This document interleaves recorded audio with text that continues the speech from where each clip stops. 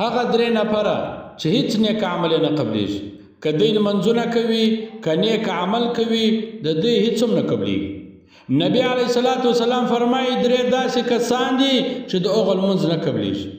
قال رسول الله صلی الله علیه وسلم ثلاث لا تقبل لهم صلاة، درې داسې کسان دي چې د هغو لمونځ نه قبلیږي او نیک عمل یې نه قبلیږي.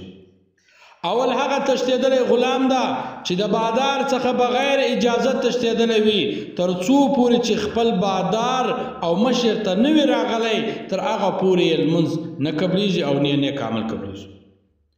دوم هغه ښځه ده چې له دې څخه خپل خاوند ناراضه وي، تر څو پورې چې خپل خاوند یې خوشحاله کړی نه وي د دې ښځې نه لمونځ قبلیږي او نه یې نیک عمل قبلیږي.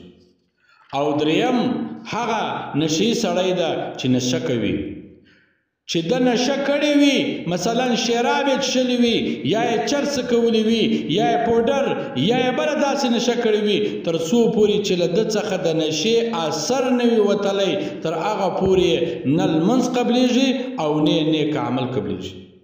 نبی علیه الصلاة والسلام فرمایي د دغو درو کسانو چې دی هر څونه لمونځونه کوي لمونځونه یې نه قبلیږي، چې دی هر څونه نیک عمل کوي نیک عمل یې نه قبلیږي.